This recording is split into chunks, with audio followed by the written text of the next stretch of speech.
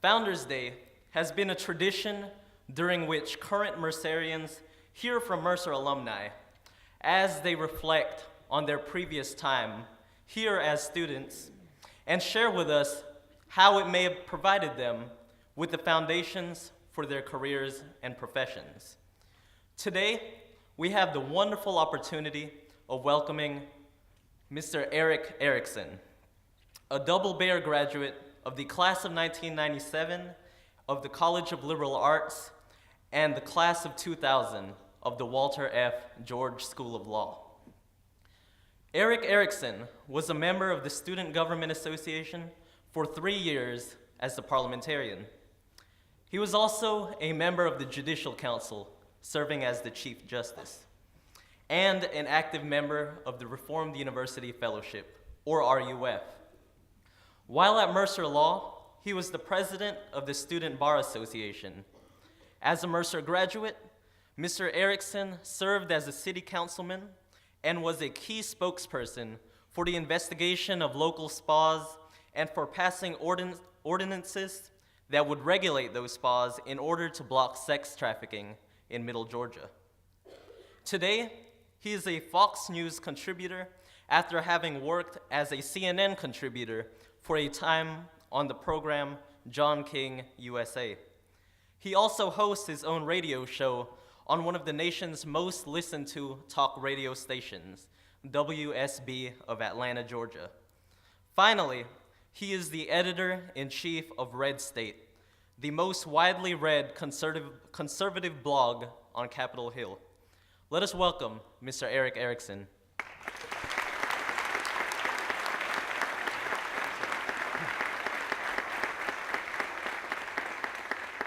With the weather changes, please excuse me while I do my impression of Marco Rubio. All the dry air around here in the rain. I'm glad to see Rabbi Schlesinger here. It's an honor to be back in Mercer 20 years after I started. For those freshmen who they try to cover it up, it's fitting to have a rabbi in the room, as Jesse Mercer founded the university with the liquor proceeds of his Jewish wife's former husband's liquor distillery. So having a rabbi here, I think, is a wonderfully fitting treasury. We used to make jokes about that routinely when I was here, that the Baptists who wouldn't let us drink on campus founded their university with those proceeds. Din drums throbbing in the hills half heard, where only on a nameless throne a crownless princess stirred.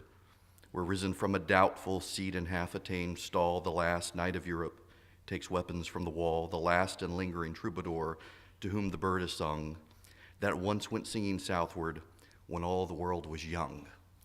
Those last lines, the last book from Feral Sam's trilogy about Porter Osborne, he now home with his Lord, an impact that he felt on this campus that we feel through Whisper the River, through Founders Day. It's worth noting his passing. He was a great man. I had the pleasure of serving or being in student government and in school with his granddaughter, Jennifer, who passed away while we were in college. It's a wonderful, wonderful family, and he will be sorely missed. I'm glad to see my Dean of Students, Dean Jenkins, here. The story I tell directly involves him. It's 1996. Now, for those of you who have no memory of it, in 96, Atlanta had the Olympics. And during the Olympics, Eric Rudolph exploded the bomb in the Olympic Park. A few weeks after that incident, he's still on the run. No one knows who did it. They're not sure who was responsible. They're looking. Some students from Mercer in a particular fraternity got the bright idea of filling 2-liter Coke bottles with acid and metal, sealing them up shut, and dropping them off at a few apartment complexes around town to scare some members of their fraternity. 911 call, later, police on the hunt. The certain 3 Mercer students were found and recovered, many a heart flutteration from senior citizens in Macon, thinking the bomber had come down to Macon. Mercer police decided they would take care of it. The Macon police were very kind in letting Mercer decide to handle the incident instead of them handling the incident. The kids didn't quite understand the severity of it. They had absolutely no connection, didn't even think about the bombing in Atlanta. They were just out to have a good time, and in their drinking and revelry hadn't really thought about it. Well, boom. I came to Mercer in 1993. The year Founders Day was restarted. the first year without Wonderful Wednesday. Now, for those of you who haven't heard, Wonderful Wednesday was this divine institution where classes basically stopped on Wednesday at noon, and the students spent the rest of the day on Fraternity Row drinking and having lots of fun. It gave the faculty the afternoon off to picket the administration building when they were unhappy with Dr. Godsey. They decided after Playboy put us in as the top party school in the nation and KA had stolen cue balls from the student center and fired them out of their cannon that it was time to end Wonderful Wednesday. So Wonderful Wednesday was ended when I got here with my roommate. Now, I grew up in Dubai, moved back to Louisiana. My parents suffered through the election of Edwin Edwards versus David Duke. My parents were Republicans and were forced to put the bumper sticker on their car that said, "Vote for the crook, it's important." I was not going to stay in Louisiana with Louisiana politics and got a scholarship to go to Duke. My mother insisted, though, that I come see the small Baptist college in this place I'd never heard of called Macon, and came to Macon. They were very gracious. They gave me a great deal, and then I headed up to North Carolina, and the Yankees at Duke just weren't the most pleasant people. I clearly needed them. They didn't necessarily need me. Well, as much as I loved their basketball team, I came to Macon. I never had a roommate, and my roommate called me the summer before, and I was a little bit confused. He wanted to make sure that my bed linens were either green or pink or baby blue because he had bought green, and I didn't need stripes or polka dots because he had bought paisleys, and I wasn't allowed to color coordinate. And please God, even though it was a Baptist university, please don't be one of those damn Baptists. I didn't disappoint him on the bed linens. So we come to Mercer, and my opinionated roommate is engaged to a girl. We live at 215 Plunkett Hall. His fiance lives across from us on the other side of Plunkett. Her roommate, Christy, and I have cars, so we drive them everywhere. Us sometimes wearing earplugs because Richard would go on and on ad nauseum about what he didn't like that the Pope had done or the Baptist had done or anything else. At the end of my freshman year, Richard decided he actually liked boys more than girls and moved off to FSU. His fiance got engaged to another Mercerian. They now live in town, and her roommate, Christy, got packed up by her father when he discovered she had dropped out of the engineering program. He was only paying Mercer to send her to engineering school, so she went back to Carrollton, never to be heard from again. I needed an outlet during my freshman year from my roommate, Richard. And I didn't have the money, and my parents weren't giving me the money to join a fraternity. So I looked to the judicial system. A friend of mine brought me into the judicial system, and I made a home for myself there. Now, back then, it was much more exciting than it is now. It was completely student-run. The faculty did not sit on any of the student boards. So you had a board that did things in the dorms, and you had a board that handled things outside of the dorms, and if organizations were in trouble, you would form a board together from both of those two to hear the organizational things. Now, the board that met for things that didn't happen inside dorms rarely ever met until, I guess it was my sophomore year, the students raised the money to light the towers, and then, holy Lord, Farrell Sams was absolutely right about what goes on in the administration towers. That board started meeting a lot. The residence halls, though, were always more active. So we would meet, and over time, these two scandals erupted. First was the KAs, who got in a lot of trouble the year before I came for their firing of the cue balls, among other things, and they were suspended from campus. But it turned out that the Chief Justice of the judicial system at the time was very good friends with the president of the fraternity, and somehow or another, they really got off without much incident, but he didn't like SAE, and the SAEs got into all sorts of trouble for something less than firing stolen cue balls out of a cannon to celebrate Robert E. Lee's birthday. So they picked a new chief, and by the end of my sophomore year, he was in trouble because he was a PICAP, and PICAP was throwing truly outrageous parties with no consequence because he was letting things slide under the table. So they knew they needed someone who wasn't in a fraternity. I had no money to be in one. So they picked me for some reason. By this time, I was parliamentarian of the student government as well. Virtually everything that came out of SGA, I got to write and have say in. I had been put on the board that handled student organization budgets. I've got to say, by the way, I read the letter to the cluster the other day about my speech, and it was the nicest thing ever written about me in the cluster after spending 4 years cutting their budget on the student budget committee. So I was a natural fit to be Chief Justice, given all my involvement on campus. We can fast forward now to 1996. By that time, being the Chief Justice and the parliamentarian, Dean Jenkins had given me largely free rein to help reshape the judicial system.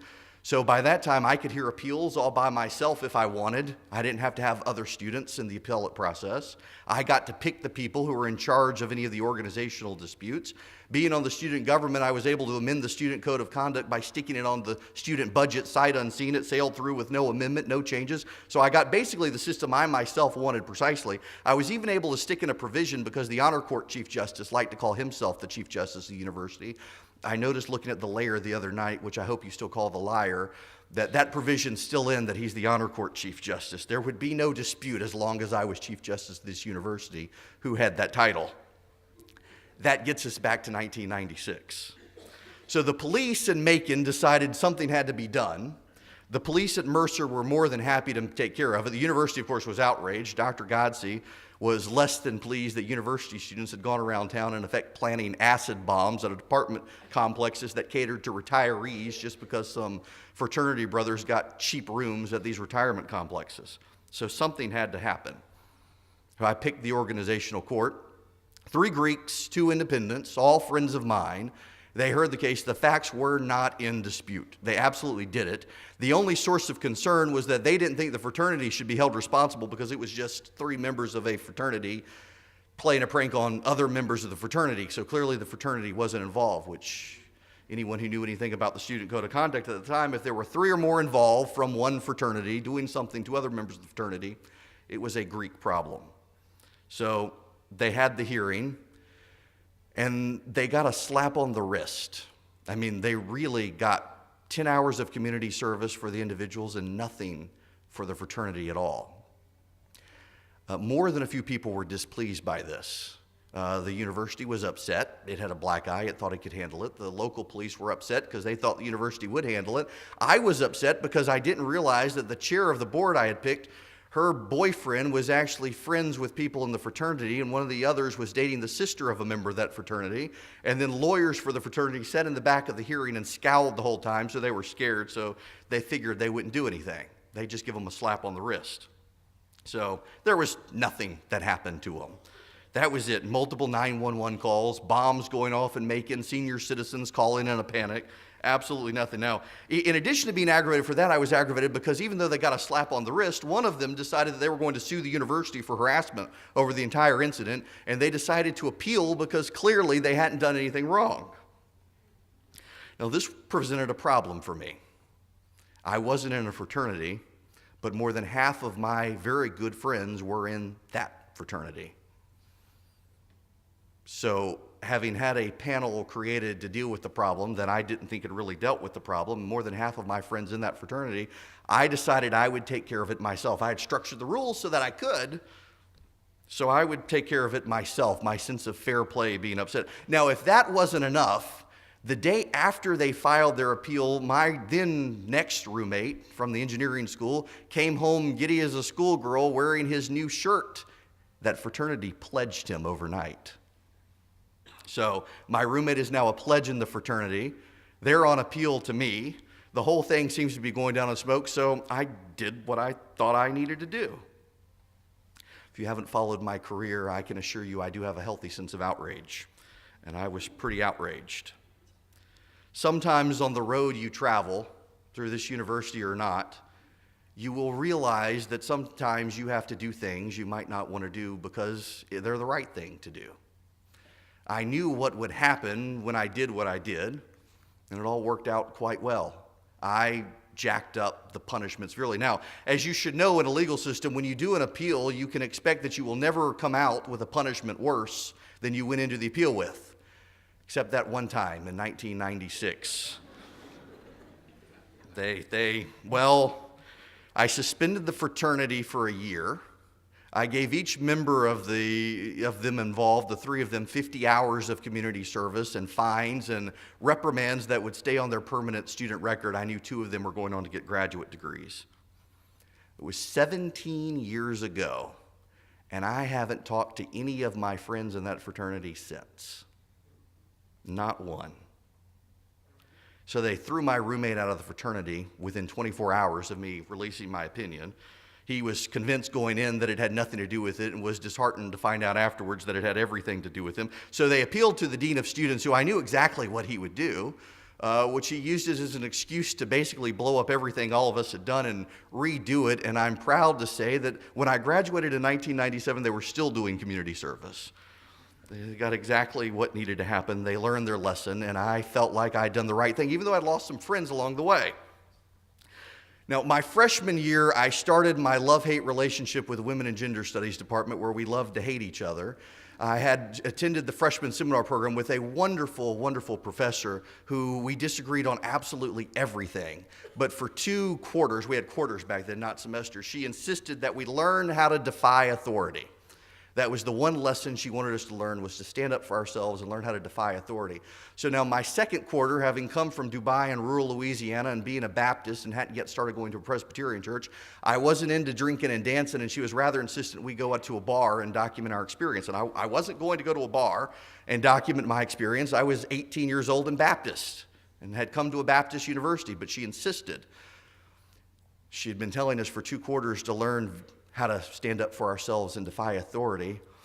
Now, there used to be a closet in the president's dining room in the Connell Student Center where after the president's meetings, maybe I shouldn't say this for those of you students who might need to do this, there was a closet in there, and they would leave the leftover materials from the president's report for when the trustees met. And I happened to sneak a copy out that had the home addresses of all of the board of trustees and begin a multi-day campaign of calling each one who had REV period in front of their name, explaining who I was, that I was 18 years old and a Baptist, and my professor wanted me to go to a bar.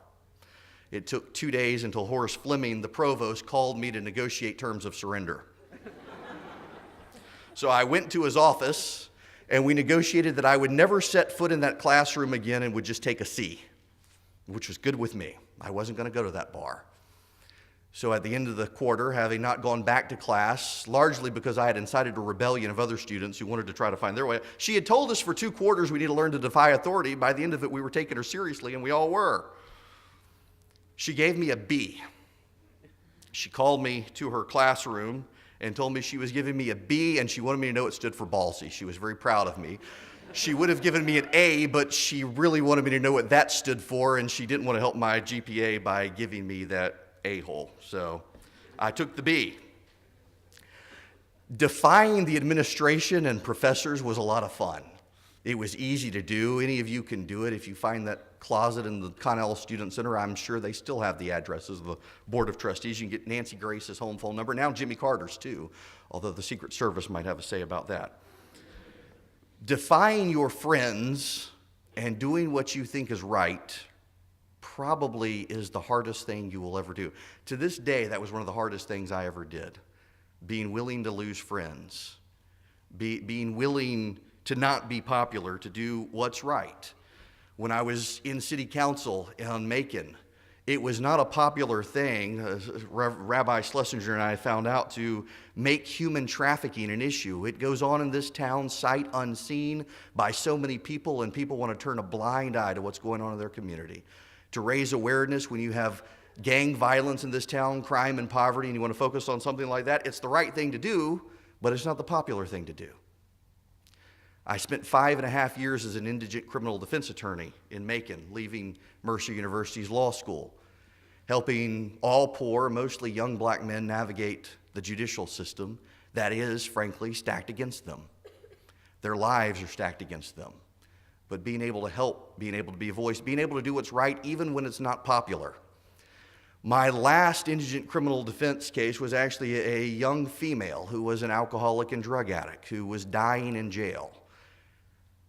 I knew it was wrong for her to die in jail. She hadn't even had a trial yet.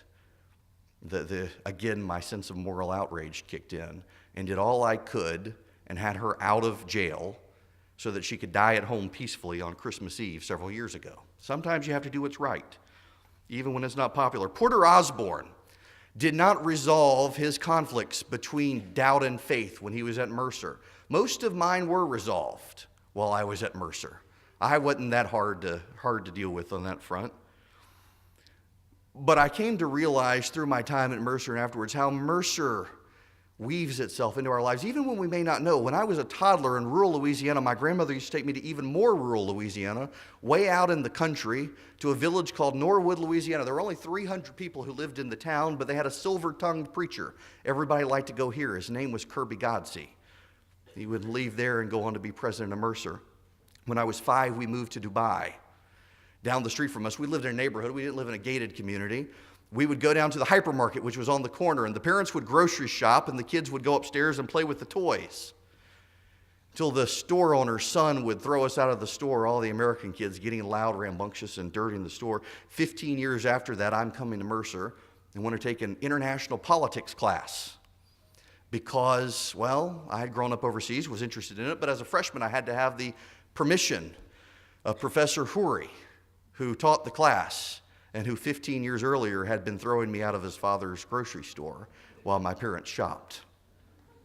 Mercer has always interwoven itself into my life. My roommate, Richard, went off to FSU after our freshman year.